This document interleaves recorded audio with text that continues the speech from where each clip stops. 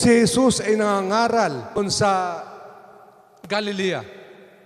Maraming natutuwa dahil naunawaan nila.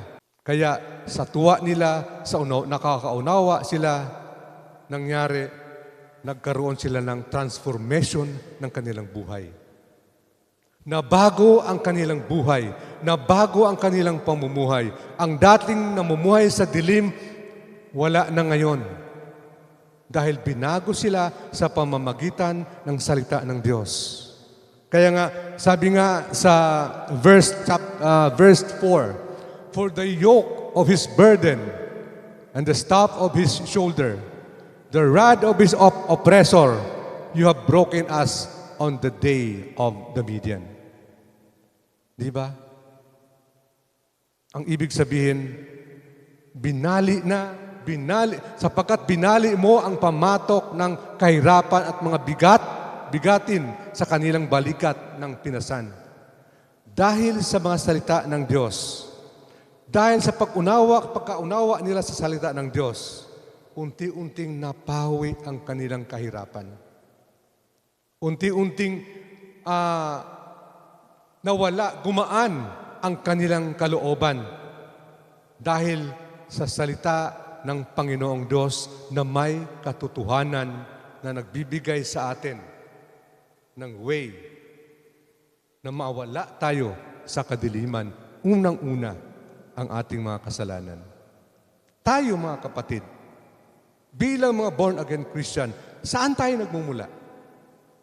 Nung tayo naging born-again Christian, ano ang mga bagay na binala sa atin ng Panginoon para makikita sa buhay natin na tayo ay nabago? Nung tayo binago ng ating Panginoon, tinanggal sa atin yung mga kabigatan sa ating buhay nang dahil sa Kanyang biyaya na Siya lamang ang gumawa, walang iba. Kahit hindi natin ito iniisip, kahit hindi natin ito hinahangad, ngunit dahil sa pagmamahal ng Diyos, tinanggal niya ito lahat upang makita tayo ng ating Ama nasa langit na malinis. Dahil ito sa ginawa ng ating Panginoong Hesukristo. Ito mga kapatid, pagkatandaan natin for the year 2026. Kung anuman ang bigat ng ating naramdaman ngayon, ang laki ng pag-asa natin, ang maunawaan natin, ang ginawa ni Kristo sa buhay natin, sa pamamagitan ng Kanyang mga salita. Maging seryoso lang tayo sa buhay natin.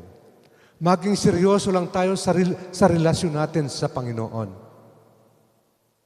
Kaya even my life, family, paulit-ulit na dumako sa buhay ko, sa isip ko, ang mga katuruang no playing games with God. Maging seryoso tayo. Sabi nga ni John Calvin, maging seryoso tayo sa salita ng Diyos, sa ating pananambahan sa Panginoon.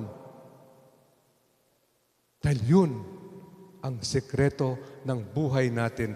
Kahit sa gitna ng ating kahirapan, nandoon pa rin ang ligaya ng ating puso. Transforming our lives. Ginamit ng instrumento ng ating Panginoong Hesus ay ang Kanyang mga salita. Upang makarating tayo sa ligaya ng nais nating magawa. Na hindi nakagawa sa mga bagay nga na nakikita. Ang Kanyang mga salita na Siyang tumanggal sa ating mga kabigatan. Dahil ang mga salitang yan ay nilinis tayo. Ang gawa ni Kristo, nilinis tayo. Kaya maging kaakit-akit na tayo sa paningin ng Amang nasa langit.